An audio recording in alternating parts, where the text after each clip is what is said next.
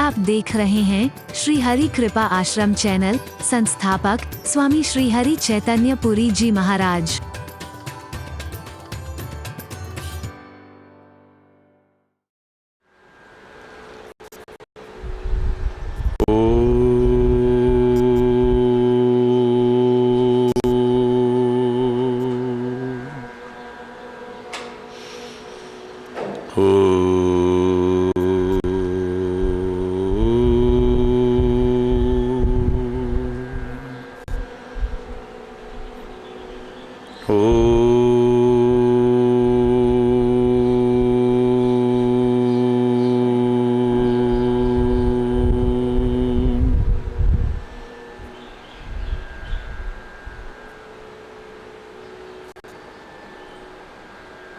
येन माया वशवर्ति विश्वमखिलम्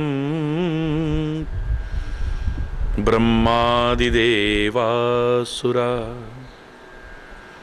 यत्सत्त्वादमृषैव भाति सकलम्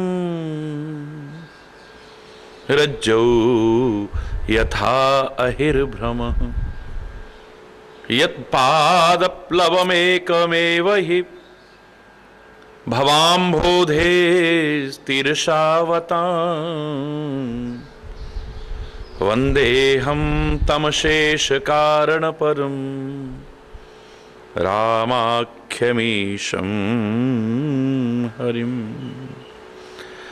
नीलाम्बुजश्यामलकोमलाङ्गम् सीतासमारोपितवामभागम् पाणौ महासायकचारुचापम् नमामि रामं रघुवंशनाथम्।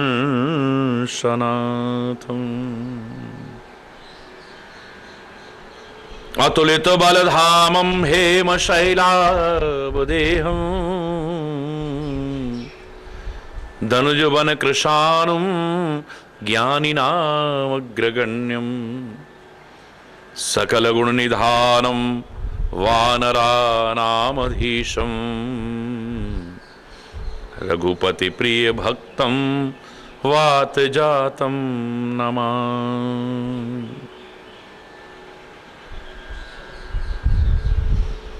गुरुर्ब्रह्मा गुरुर्विष्णु गुरुर्देवो महेश्वरः गुरुः साक्षात् परब्रह्म तस्मै श्री गुरवे नमः। तस्मै श्री गुरवे नमः। ओम शांति शांति शांति। ओ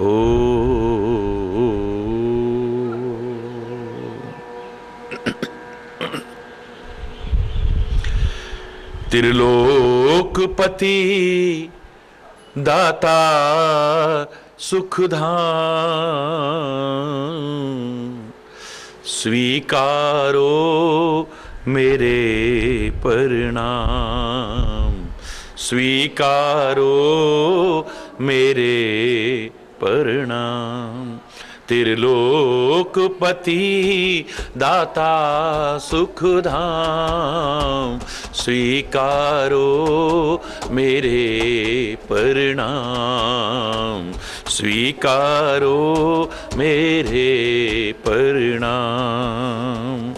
मनवाणी में वो शक्ति कहाँ जो महिमा तुम्हारी गान करे।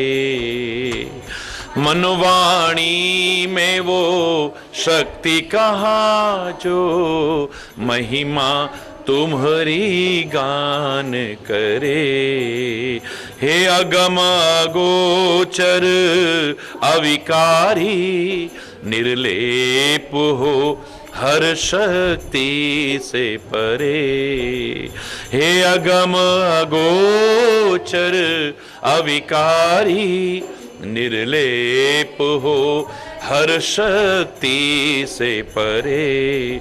हम और तो कुछ भी जाने ना, हम और तो कुछ भी जाने ना, केवल गाते हैं पावन नाम।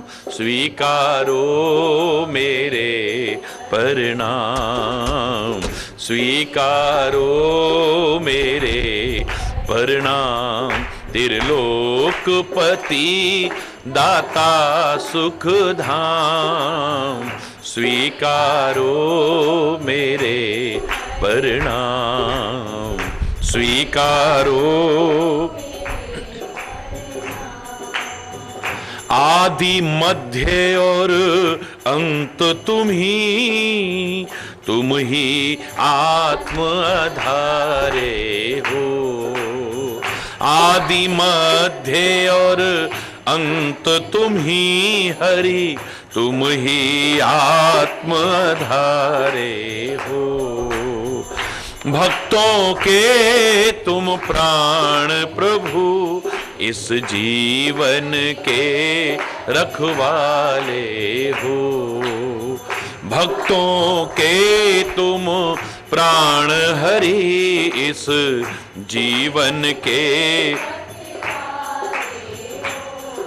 तुम में जीवे, तुम में जन्मे, तुम में जीवे जन्मे तुम में, और अंत करे तुम में विश्राम। स्वीकारो मेरे प्रणाम, स्वीकारो मेरे प्रणाम।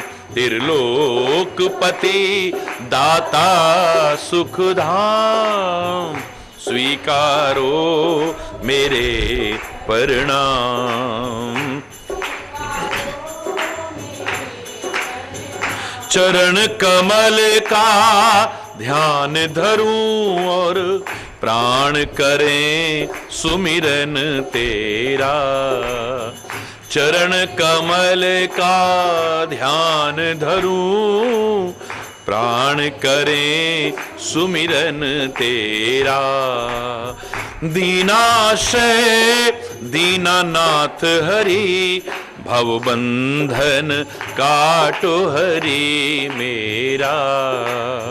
दीनाश्रय दीनानाथ प्रभु, भव बंधन काटो हरि मेरा।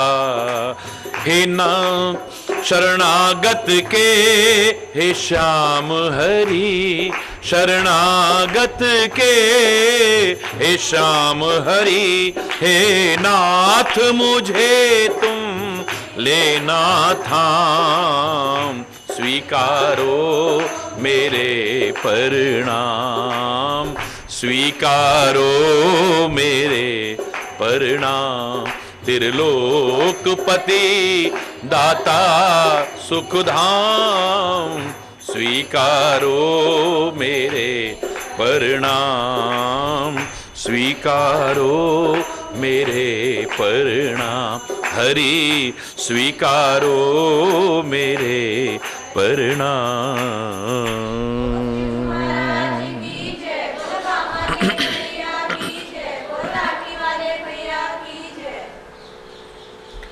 हरि बोल।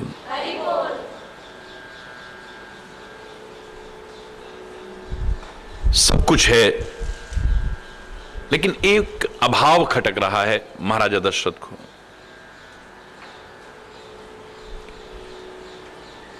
इस सब को आगे बढ़ाने वाला,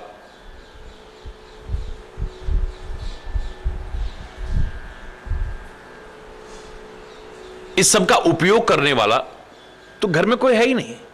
सब कुछ है मेरे पास,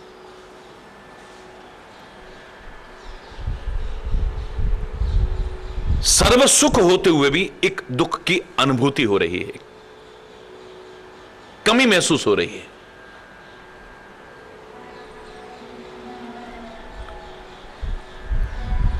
अपना सुख भी अपना दुख भी सब गुरुदेव के चरणों में जाकर के अर्पित किया। मैंने आपसे कहा कि अपना दुख भी सुख भी हर एक के सामने नहीं खोलना है। सचमुच जो अपना है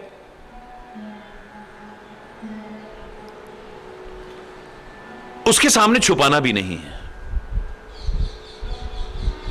दिल खोल के रख देना है।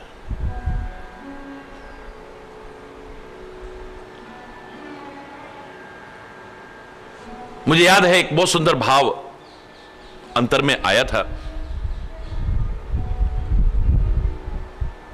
परमात्मा श्री राम का राज्याभिषेक हुआ है, सारे वेद स्तुति कर रहे हैं शरीर धारण करके। कल जो आपने स्तुति सुनी ब्रह्मा जी ने की थी, आपने देखा उसमें 4 छंद हैं। जय जय सुरनायक जन सुखदायक, 4 छंद में है। सबकी ओर से मुझे लगता है सारी सृष्टि को पैदा करने वाले ब्रह्मा ने अपने 4 मुखों से जो गाया है वही 4 छंद है। चारों मुखों से स्तुति की है।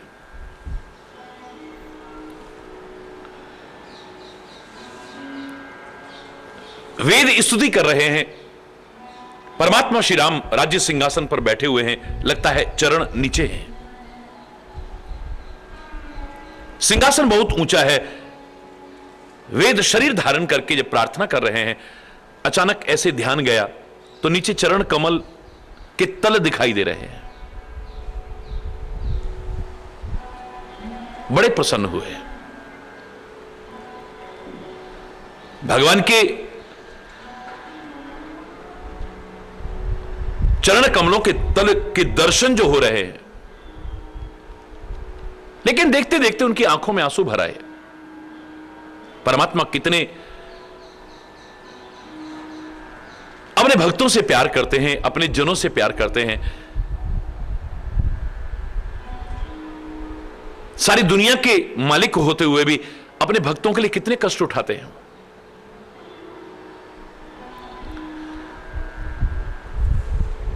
ध्वज कुलिस अंकुश कंज जुत, चरण कमलों में जब वेद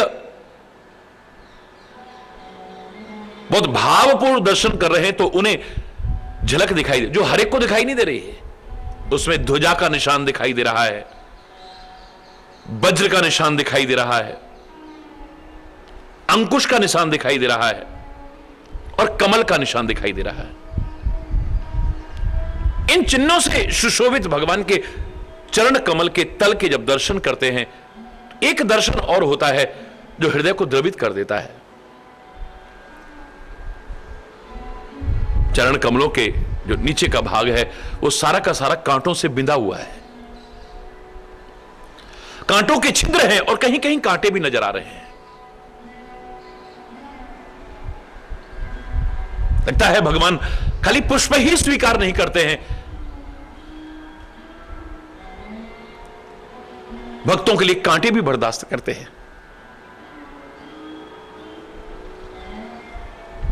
मेरे मन में एक भाव आया था इसको बोलते हुए, जो मैंने अन्यत्र उल्लेख भी किया।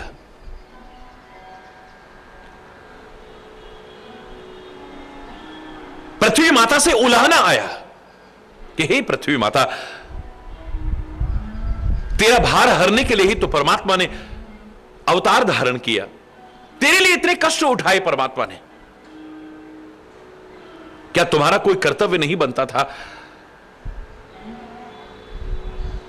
कि तुम अपने ऊपरी भाग को इतना कोमल बना देती कि भगवान के कोमल कोमल चरणों में कोई कष्ट तो ना पहुंचता। तुमने देखा कि परमात्मा श्री राम बिना चरण पादुका के नंगे पैर चल रहे हैं।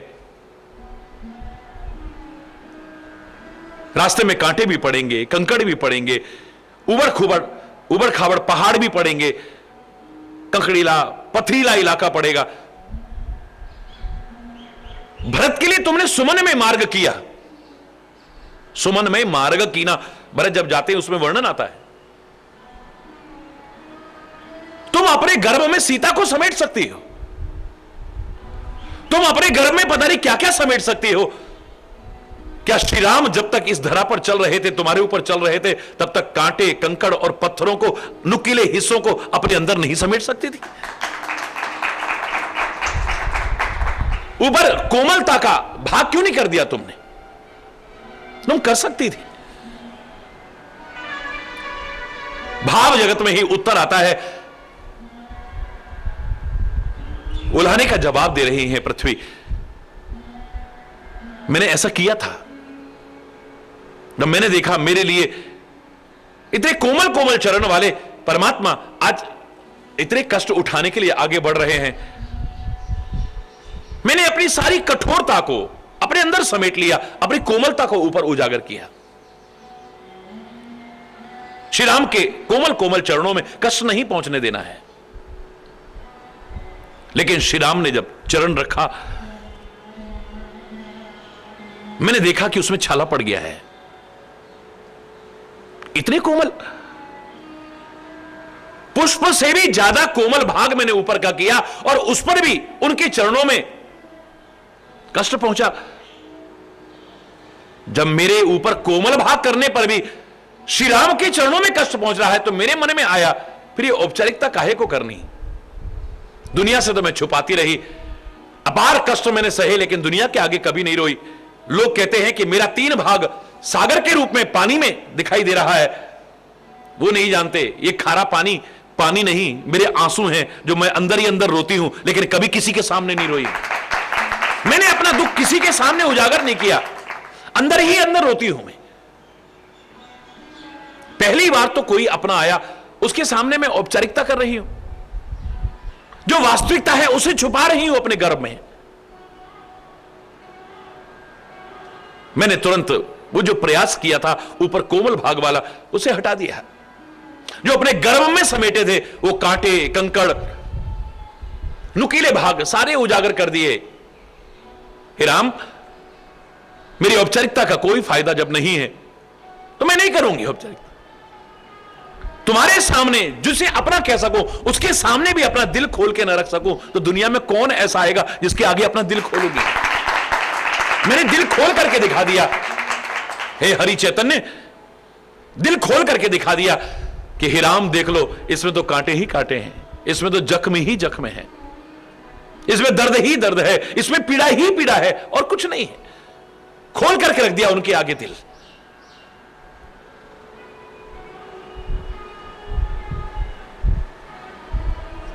परमात्मा के सामने, सदगुरु के सामने, जो अपने परम हितैषी हैं, जो सचमुच अपने हैं, जिन्हें दुर्भाग्यवश हम पराया समझ बैठते हैं,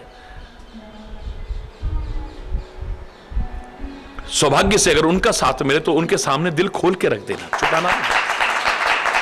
जो भी है, जैसा भी है, मेरा अंदर ऐसा है, देख लो। निज दुख सुख सब गुरु ही सुनायो। अपना सारा दुख भी, अपना सुख भी सब खोल दिया है गुरुदेव के आगे।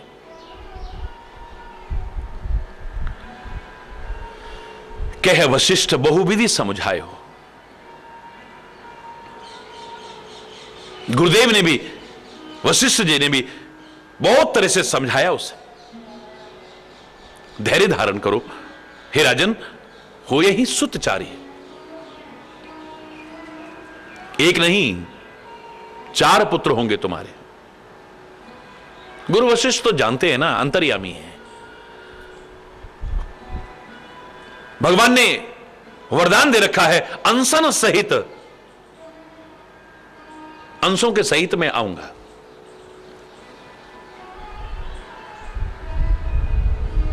हे राजन,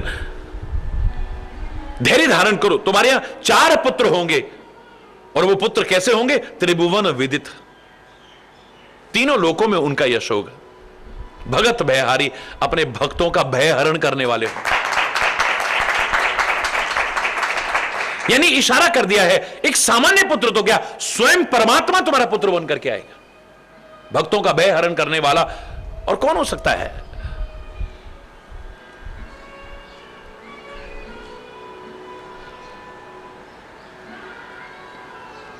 गुरुदेव ने ही कृपा करके श्रृंगी ऋषि को बुलाया है। श्रृंगी ऋषि के बारे में मैंने अन्यत्र बहुत विस्तार से उल्लेख किया है।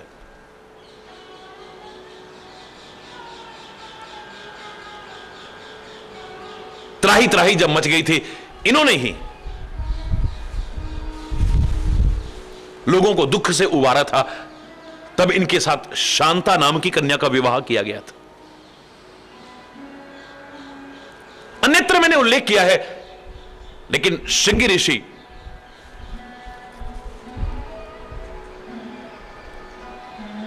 परम विद्वान,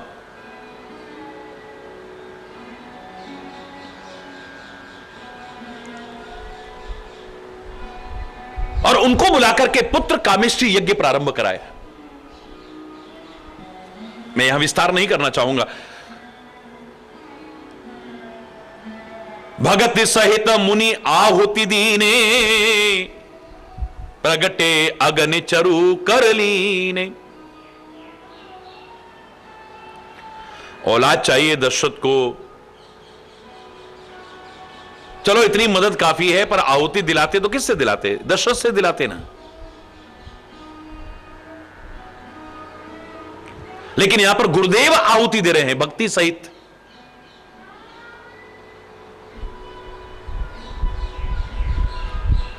हमारा सदगुरु हमारे कष्टों को दूर करने के लिए कहां तक भाव रखता है, देखिए। उसे आवश्यकता नहीं है ये सब। पुत्र कामेष्टि यज्ञ करा रहा है, और आहुति कौन दे रहा है?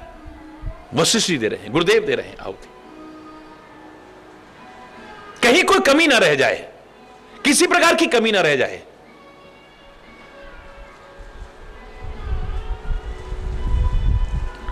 जब बहुत भक्ति सहित वशिष्ठ ने आहुति दी है, प्रगटे अग्नि चरु कर लीने। अग्निदेव साक्षात प्रकट हुए हविष्यान्न लेकर के, हाथ में चरु लिए हुए प्रकट हुए हैं, और कहा, हे वशिष्ठ, जो कछु हृदय विचारा, आपने जो हृदय में विचार किया है, सकल काज भा सिद्ध तुम्हारा। तुम्हारा सब काम सिद्ध हो गया है। अब इनका क्या काम था? हरि बोलना। अब विचार करो, इनका क्या काम था? इन्होंने मन में क्या विचारा होगा? इनकी कौन सी कामना बाकी है?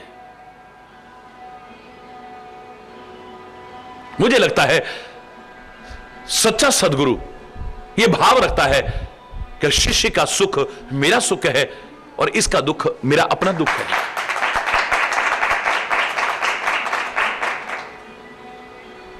अनुभव किया है इसे मैंने,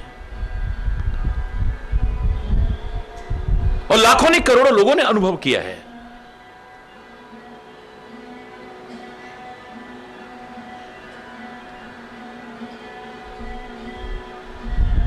मेरे से जब भी किसी ने पूछा, आप अपने वो क्षण बताइए जब आप परम आनंदित होते हैं, बहुत खुश दिखाई देते हैं, ऐसे कोई क्षण आपको याद है? बहुत आते हैं। कब? मैंने कहा, जब सबको खुश देखता हूं, आनंदित देखता हूं, मैं आनंदित हो जाता हूं। आपके जीवन के, उदासी के, दुख के क्षण कौन से होते हैं? प्रश्न पूछा किसी पत्रकार ने मुझसे। मैंने इतना ही कहा, जब लोगों को दुखी देखता हूं, उदास देखता हूं, मेरा दिल भी उदास हो जाता है। जब सब सुखी दिखाई देते हैं, आनंदित दिखाई देते हैं, प्रसन्न दिखाई देते हैं, मेरा हृदय भी आनंद की हिलोरें लेने लगता है। जैसे माता पिता अपने बच्चों के दुख को देख करके कभी प्रसन्न नहीं रह सकते हैं, अपने बच्चों को उदास देख करके कभी प्रसन्न नहीं रह सकते हैं। वो कहें ना कहें, लेकिन उनके हृदय में क्या पीड़ा होती है ये वही जानते हैं। अपने बच्चों को आनंदित देख करके, सुखी देख करके, फलते फूलते देख करके उनके हृदय में कितनी हिलोरें आती हैं, आनंद आता है, ये वही समझ सकते हैं। सच्चा सदगुरु तो एक नहीं, अनंत माता पिता से ज्यादा स्नेह, वात्सल्य, प्यार, अपनत्व हमारे प्रति रखता है, तो अनंत गुना भाव भी उसके मन में जागृत होता हो।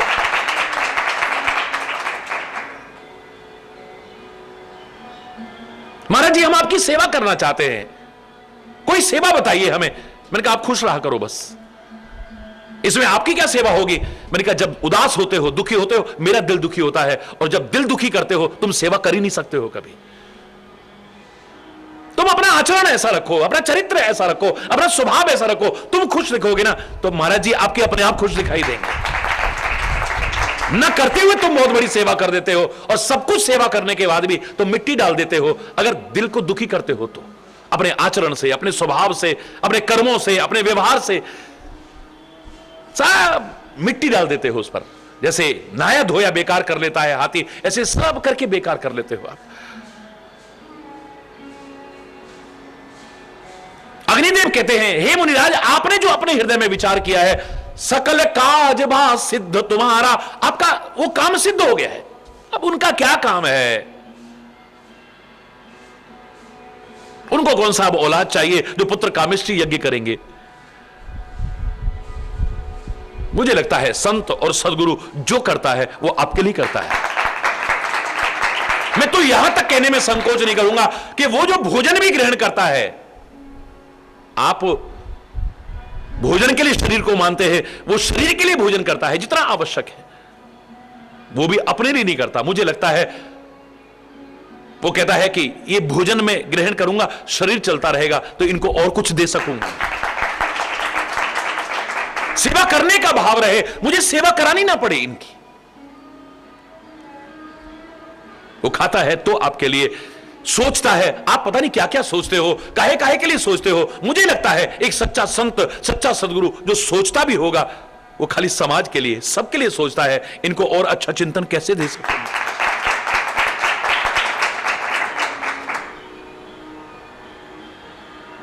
कैसे समाज में प्यार जागृत कर सकूं, कैसे समाज में शांति का भाव जागृत कर सकूं, कैसे अशांति को दूर कर सकूं, कैसे दुखों को दूर कर सकूं, कैसे क्लेशों को दूर कर सकूं, कैसे इनकी चिंताओं को दूर कर सकूं।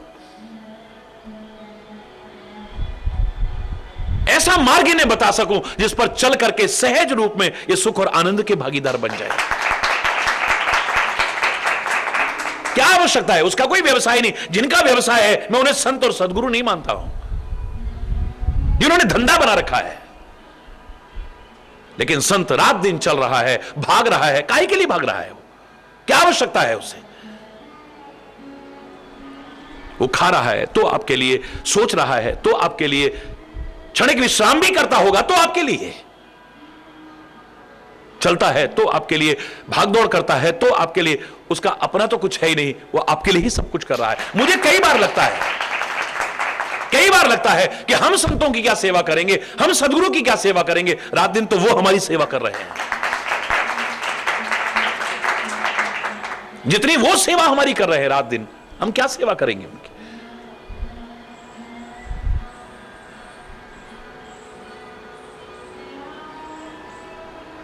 हरि बोल।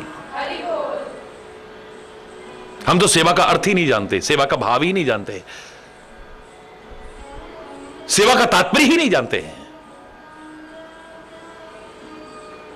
हे वशिष्ठ, जो कुछ आपने हृदय में विचार कर रखा है, सकल काज भा सिद्ध तुम्हारा, ये हवि बांट देहु नृप जाए। हविष्यान्न वो चरु प्रदान किया। हे राजन, इसे जाकर के यथा योग्य भाग बना करके आप रानियों में बांट देना। अग्निदेव तो अदृश्य हुए, सारी सभा को समझा करके राजा परमानंद में मगन, हृदय में अपार हर्ष ले हुए जाता है। अपने प्रिय रानियों को बुलाया। हरि बोल।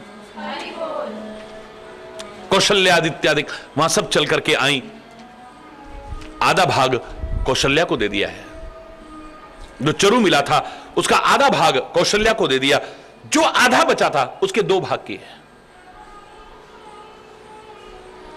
एक भाग कैकेयी को दे दिया है। जो रहा यानी चौथाई भाग, उसके फिर दो भाग किए हैं। वो दोनों के दोनों भाग कौशल्या और कैकेयी के हाथ में रख करके, यानी उनकी स्वीकृति से सुमित्रा को प्रदान कर दिए हैं। दीन सुमित्र ही मन प्रसन्न कर, दोनों का मन प्रसन्न करके वो 2 भाग उसके हाथ में दे दिए हैं।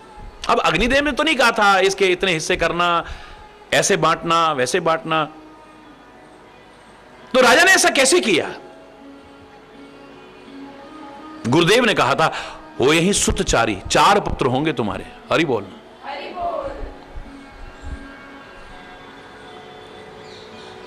मुझे लगता है उन्होंने 4 का इशारा तो पहले से ही कर दिया है कि इसके 4 भाग होने हैं।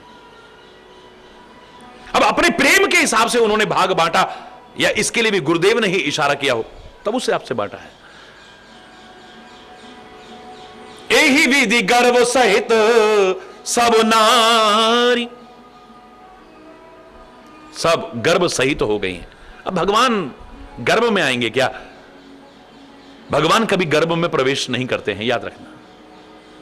वो हमारे हृदय में भी रहते हैं, अंग प्रत्यंग में अगर रहते हैं तो गर्भ में भी रह सकते हैं, लेकिन जन्म लेने के लिए उन्हें गर्भ में आना पड़ा, ऐसा कहीं वर्णन नहीं मिलेगा। लेकिन यहां तो बार बार आ रहा है गर्भ गर्भ गर्भ, जा दिन ते हरि गर्भ ही आए। हरि बोलना। परमात्मा गर्भ में प्रवेश नहीं करते हैं, क्योंकि सांसारिक प्राणियों की तरह वासनाओं की पूर्ण करने के लिए अपनी जो जन्म जन्मांतर की बाकी हैं, एक सामान्य जन्म नहीं होता है उनका।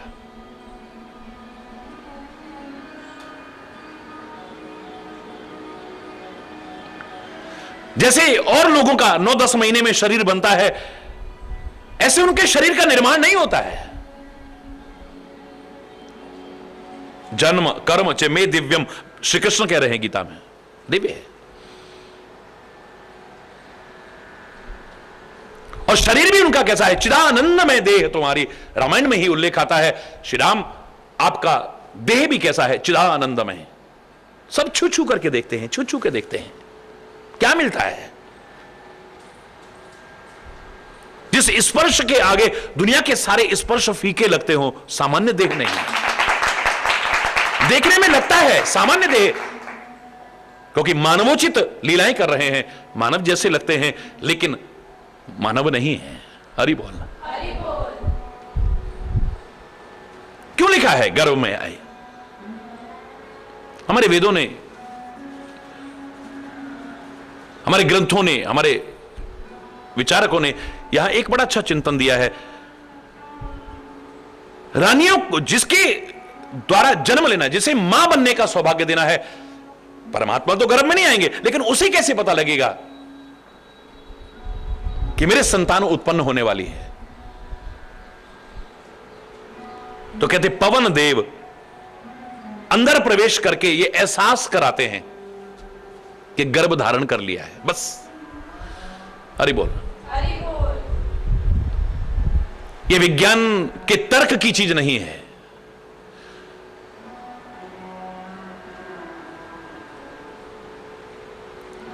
इसे यंत्रों से देख करके पुष्टि करने की चीज नहीं है। ये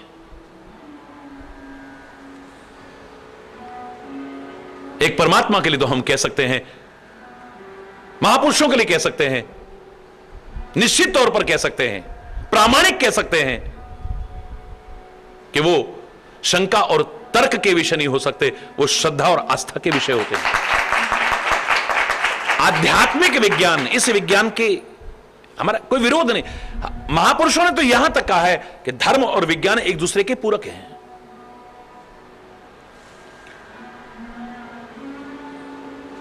धर्म के साथ यदि विज्ञान ना रहा, मैं हमेशा कहा करता हूं, ढोंग आता है, पाखंड आता है, अंधविश्वास आता है, रूढ़िवादिताएं आती हैं, कुरीतियां आती हैं। और धर्म विहीन विज्ञान भी विकास का नहीं, विनाश का कारण बनता है। धर्म और विज्ञान को एक दूसरे का पूरक भी कह दिया जाए, अतिशयोक्ति नहीं है। लेकिन हम सब अपने क्यों और कैसे का आंसर दे सकते हैं, परमात्मा के नहीं, उस परम सत्ता के बारे में नहीं, जिसका एहसास हम सब उसके बाद में अनुभव करते हैं कि हम सबसे ऊपर भी कोई है। जब हमारे कोई प्रयास काम नहीं आते। आप देखते हैं आजकल के गली मोहल्ले वाले विज्ञान की दुहाई देकर के तर्क करना शुरू करेंगे। लेकिन जितने बड़े बड़े वैज्ञानिक को रिसर्च करते हैं, पहले परमात्मा का स्मरण करते हैं। बड़े बड़े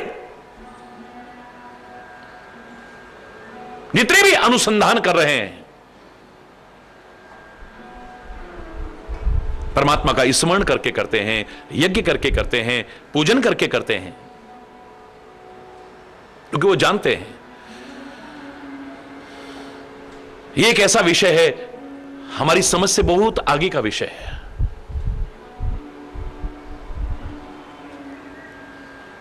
इस तरह से सारी की सारी नारियां गर्भ सहित हो गई, हर्षित हो रही हैं, बहुत सुख मिल रहा है। जा दिन ते हरि गर्भ ही आए, जा दिन ते हरि गर्भ ही आए, सकल लोक सुख संपत्ति छाए, सकल लोक सुख संपत्ति छाए, जा दिन ते हरि गर्भ ही। रावण और रावण के लोग कोई यज्ञ होने नहीं देते थे। इसका प्रमाण यहीं से देखिए आप। अगर उसे कहीं से भी यह सूचना मिल जाए यज्ञ हो रहा है, स्वयं गदा उठा करके चलता था, यज्ञ विध्वंस कर देता था। कथा पुराण नहीं होने देते हैं, वेदों की चर्चा नहीं होने देते हैं, सत्संग नहीं होने देते हैं, यज्ञ नहीं होने देते हैं, अनुष्ठान नहीं होने देते हैं। यह यज्ञ कैसे हो गया? हरि बोलना।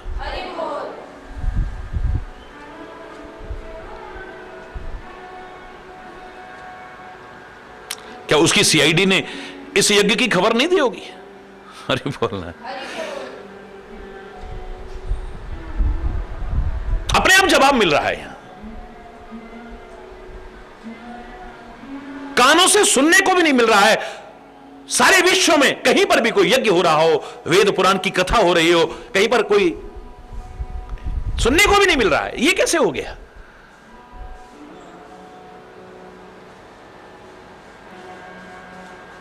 राम तर्क का विषय नहीं, मैं फिर कहूंगा अतर्क है। परमात्मा से बढ़कर के कौन हो सकता है?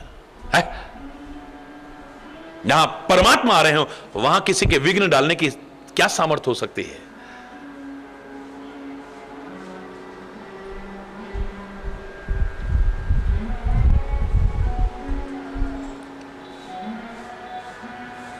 उनके जो अवतार का कारण बनने वाला है, उनके जो जन्म का कारण बनने वाला है, उस कार्य में विघ्न डालने की सामर्थ्य किसी की क्या हो सकती है? मंदिर मह राजही सब रानी, शोभा शील तेज की खानी।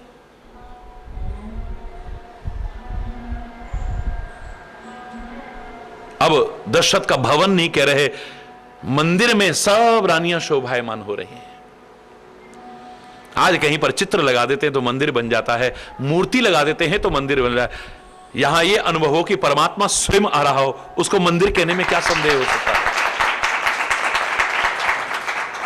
मंदिर माने भवन भी होता है, बिल्कुल ठीक। मंदिर माने घर भी होता है। लेकिन मैंने आपसे कहा था कि जहां भक्त के चरण पड़े, संत के चरण पड़े, जहां परमात्मा का सुमिरन हो, वो घर भी मंदिर तुल्य है, यह भी कहने में संकोच नहीं। और जिस मंदिर में परमात्मा का नाम ना हो, भगवत चर्चा ना हो, धर्म की चर्चा ना हो, धर्मानुसार आचरण ना हो, संतों महापुरुषों के और भक्तों के चरण ना पड़ते हो, वो मंदिर भी मंदिर कहलाने लगे। सुंदर कांड में इसी भाव को पुष्ट करता हुआ कितना सुंदर उदाहरण है।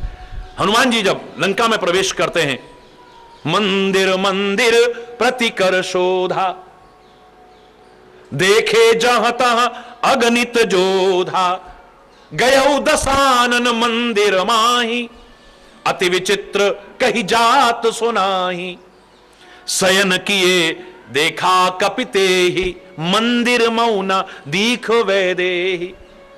मंदिर मंदिर प्रतिकर शोधा, सारे राक्षसों के घरों में गए, लेकिन राक्षसों के घरों को घर नहीं कह रहे, मंदिर कह रहे हैं। एक एक कोने में खोज की है, जितने राक्षस थे हर राक्षस के घर में अनुसंधान किया है।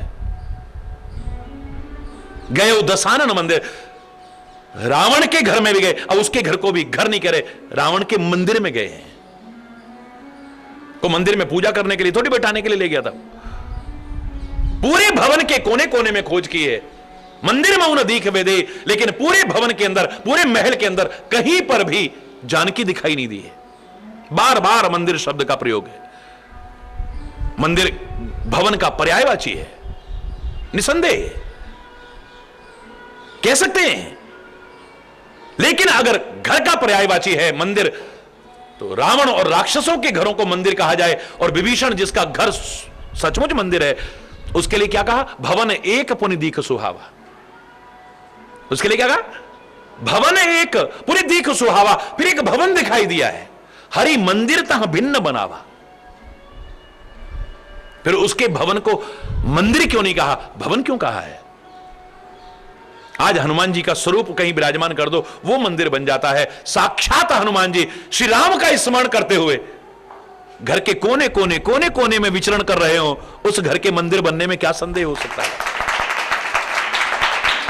जिस घर के कोने कोने में हनुमान जी स्वयं विचरण कर रहे हैं, उसको मंदिर कह दिया, कोई अतिशयोक्ति नहीं। तो फिर विभीषण के घर को मंदिर क्यों नहीं कहा, जो सचमुच मंदिर है?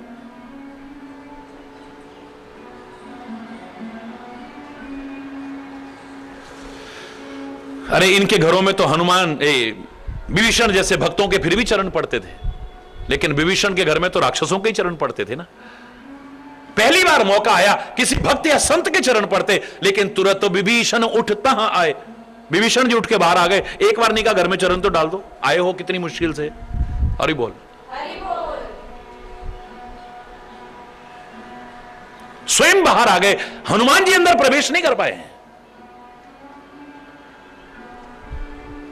ये सब देख करके ये मजबूर होना पड़ता है कहने को कि घर भी जहां भक्त और संत के चरण पड़ते हो, सदगुरु के चरण पड़ते हो, परमात्मा का सुमिरन होता हो, जहां वो घर भी मंदिर है। और जिस मंदिर में संत और भक्त के चरण नहीं पड़ते, सदगुरु के चरण नहीं पड़ते, वो मंदिर भी मंदिर कहलाने के लायक नहीं हो सकता है। मंदिर महा राजहि सब रानी, बोलो मंदिर महा राजहि सब रानी। मंदिर में सब रानियां परम शोभायमान हो रही हैं। शोभा, शील और तेज की भंडार। समय बीतता गया, सुख जुत कछुक काल चले गए हो। सुखपूर्वक, आनंद पूर्वक कुछ समय बीत गया। जय प्रभु प्रगट सो अवसर भयो। परमात्मा के प्राकट्य का अवसर अब करीब है।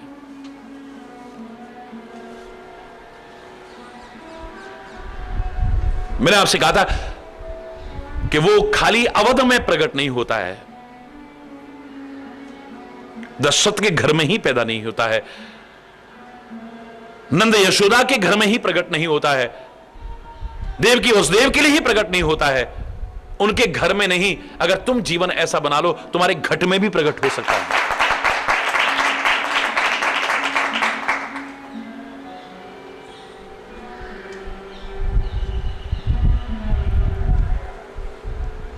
और जहां परमात्मा का प्राकट्य होता है ना, चाहे वो घट में हो या घर में हो,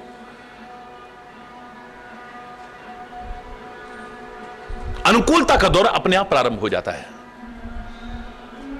योग, लगन, ग्रह, वार, तिथि सकल भय अनुकूल।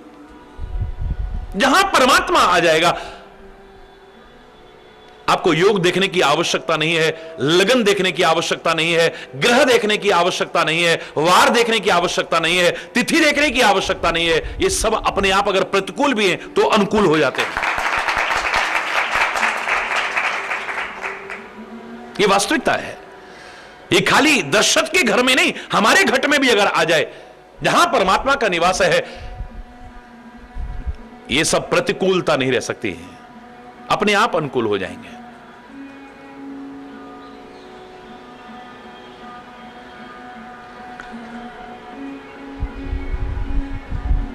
तभी तो वशिष्ठ ने कहा था, तुम राज्य सिंहासन पर बिठाना चाहते हो राम को, मुझे लगता है खाली उस सिंहासन पर नहीं, हृदय सिंहासन पर विराजमान करने के लिए एक सुंदर भाव हमारे लिए तो प्रेरणा मिलती है।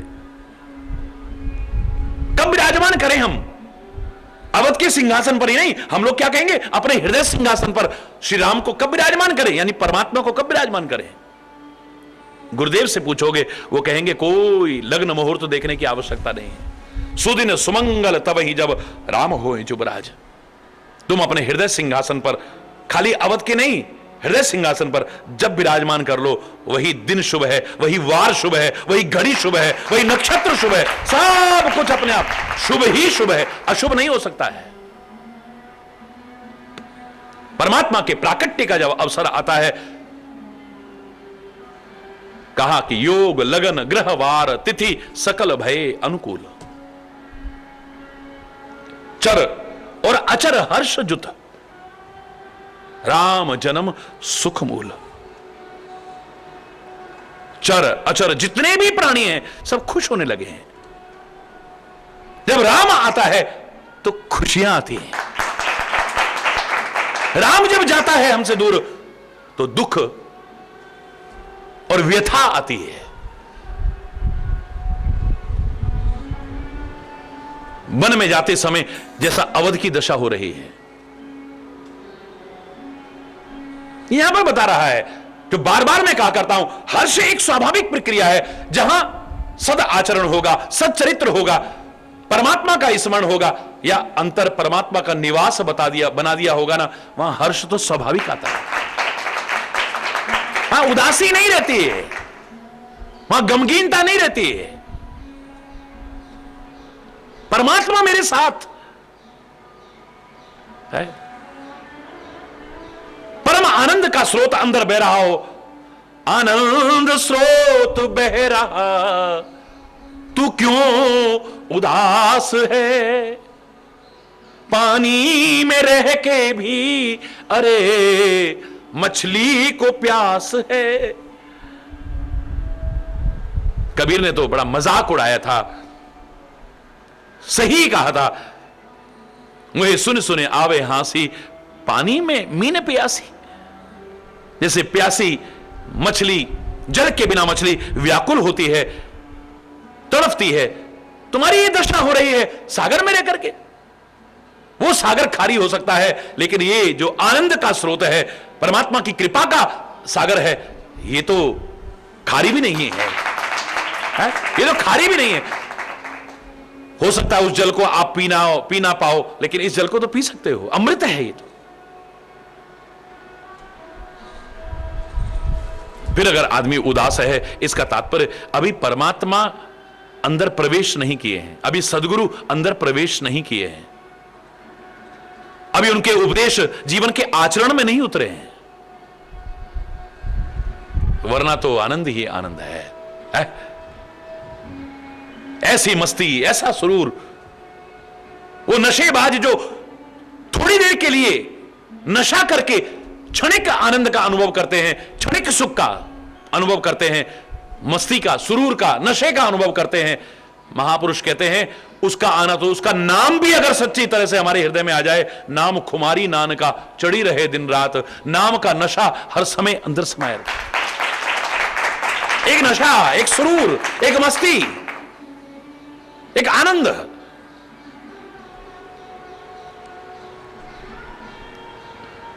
जिसके लिए कहा जा सकता है, जाम पर जाम पीने से क्या फायदा, रात भर भी सुबह को उतर जाएगी।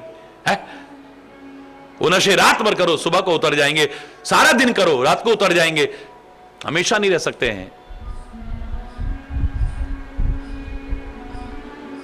लेकिन ये नशा ऐसा है, सारी जिंदगी निकल जाती है।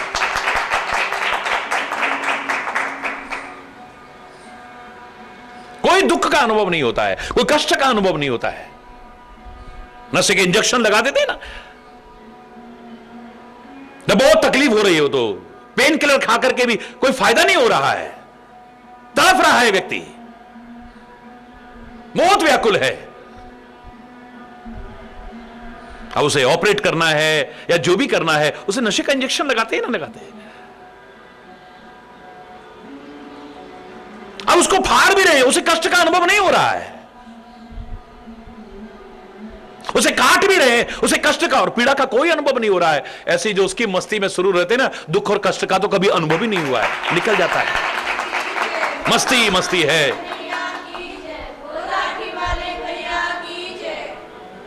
हर समय प्रसन्नता है, दुख में, सुख में, हानि में, लाभ में, यश में, अपयश में, बस परमात्मा का नाम नहीं छोड़ता है। घर में रहूं या वन में रहूं मैं, महलों में चाहे, वो यही कहता है, रहूं झोंपड़ी में, दुख में व सुख में गाता रहूं यह, हे नाथ नारायण वासुदेव, श्री कृष्ण गोविंद हरे मुरारी, हे नाथ नारायण वासुदेव, श्री कृष्ण गोविंद हरे मुरारे, हे नाथ नारायण वासुदेव। हर हाल में बस वही दिखता है। योग लगन ग्रहवार तिथि सकल भय अनुकूल, चर और अचर हर्ष जुत, राम जन्म सुख मूल। सुख की जड़ है राम जन्म। राम का आना समझो कि सुख का आना है। और राम क्या है? मैंने कहा था रामो विग्रहवान धर्म, मूर्तिवंत धर्म है। आपके जीवन में जब परमात्मा का प्रवेश हो जाता है, धर्म का प्रवेश हो जाता है, सत्य का प्रवेश हो जाता है, समझ लो कि सुख की जड़ खिलने लग गई। क्योंकि सुख का मूल यही है, मूलम धर्म। जीवन रूपी वृक्ष की जड़ क्या है? धर्म।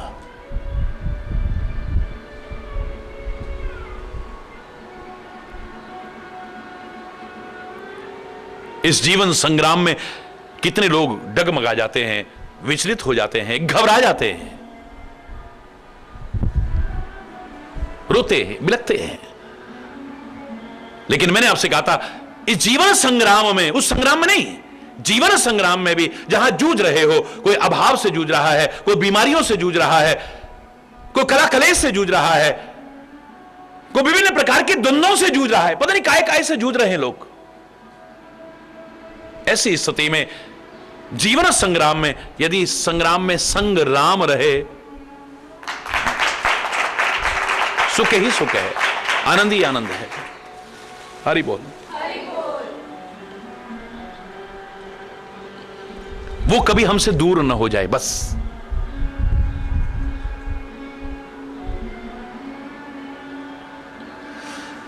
अवध में राम का प्राकट्य है। अवध का तात्पर्य है जहां किसी का वध न हो। कई बार हम मन से हिंसा कर देते हैं, आवश्यक नहीं कि किसी को वैसे मारते हो। कई बार वचन से हिंसा कर देते हैं, कोई आवश्यक नहीं कि शस्त्र से मारते हो किसी को। कई बार कर्म से हिंसा कर देते हैं। मन वचन कर्म से अगर हिंसा का परित्याग कर दें, वो अवध नहीं, हमारा जीवन अवध बन जाए।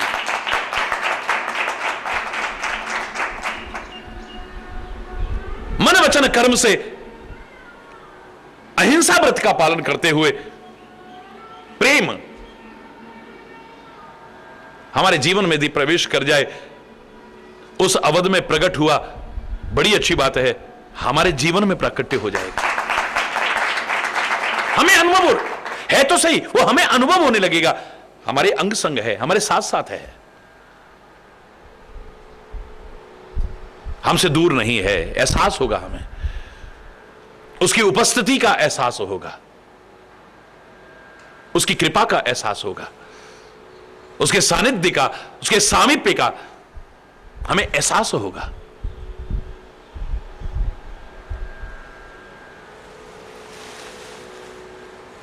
जीवन ऐसा हो, आचरण ऐसा हो हमारा परमात्मा की कृपा से। मैं तो सबके लिए यही कामना करूंगा। उस समय करीब आया जब श्री राम का प्राकट्य। और मैं कह रहा हूं हमारे जीवन में तो कोई भी समय ऐसा हो सकता है जब हम अपने अंतर में श्री राम का प्राकट्य कर सकते हैं। मैं बचपन से बार बार प्रार्थना करता हूं, बार बार करता हूं और सबसे कहता हूं ये प्रार्थना किया करो, हे राम आप अवध बिहारी हैं, बड़ी अच्छी बात है। आप दशरथ अजर बिहारी हैं, बड़ी अच्छी बात है। आप धनुर्धारी हैं, बड़ी अच्छी बात है। हमारे हृदय बिहारी बन जाओ और अच्छी बात हो जाए।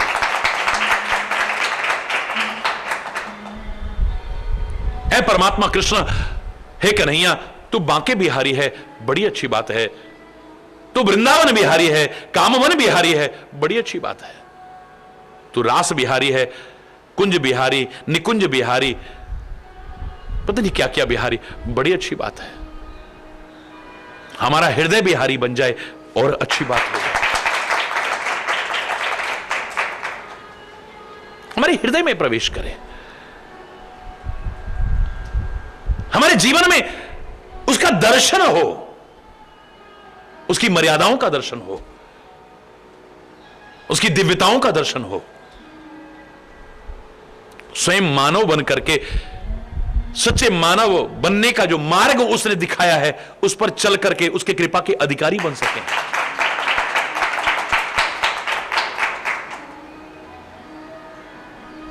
इससे बड़ा और कुछ नहीं हो सकता है। ये सब गाने का, बोलने का, सुनने का, सुनाने का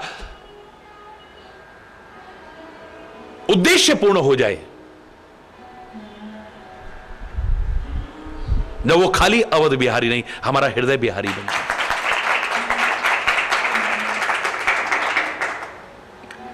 और उसी से प्रार्थना करो ना कि हम ऐसे हो सके। नाथ तुम्हारी कृपा से ही तो बन सकता यह जीवन निर्मल, धुल सकता सारा मन का मल,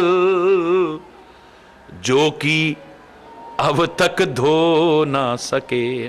कितना भी ढोंग करें, कितना भी पाखंड करें, कितना भी आडंबर करें, वो जानता है, मेरा सदगुरु जानता है मन में कितनी कलुषता भरी हुई है, गंदगी भरी हुई है। लाख प्रयास करके भी जिस कलुषता को हम दूर नहीं कर पाए हैं, जिन विकारों को दूर नहीं कर पाए, जिस गंदगी को दूर नहीं कर पाए, नाथ तुम्हारी कृपा से ही तो बन सकता है यह जीवन। हम प्रयास करेंगे बिल्कुल ठीक है, लेकिन तुम्हारी कृपा भी अपेक्षित है। धुल सकता सारा मन का अमल, जो कि अब तक धो न सके हम। वास्तविकता यह है, दिखावा कितना भी करें हम, अंदर की बात है अभी तक मन के उस मल को धो नहीं सके हैं।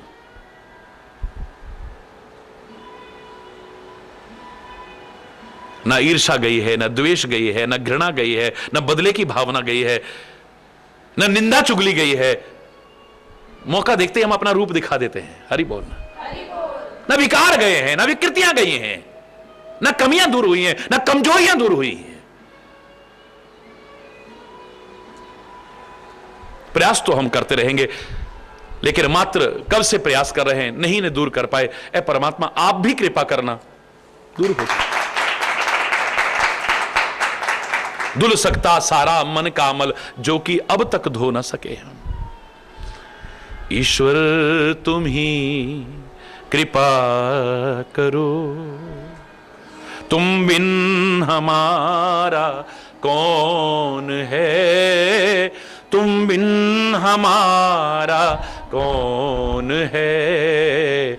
दुर्बलता दीनता हरो, तुम बिन हमारा कौन है, तुम बिन हमारा कौन है। ईश्वर तुम ही कृपा करो।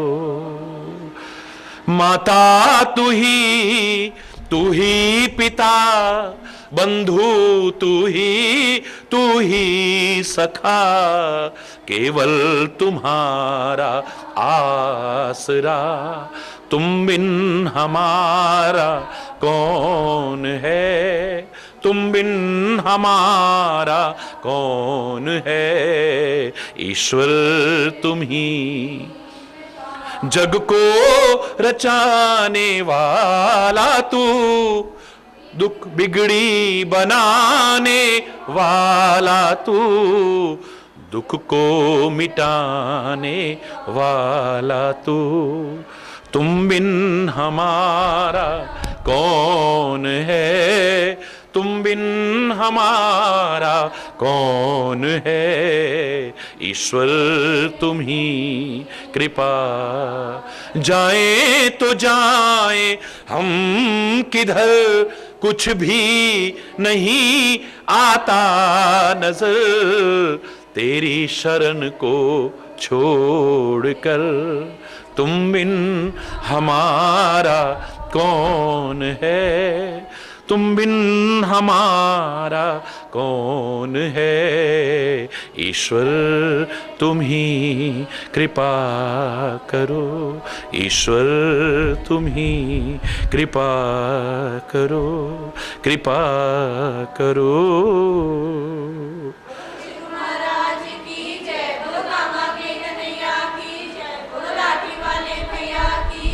धर्म के अधर्म का, प्राणियों में विश्व का कल्याण, गौ माता की, भारत माता की, गंगा माता की, संत समाज की, भारत की देवियों की, भक्त समाज की।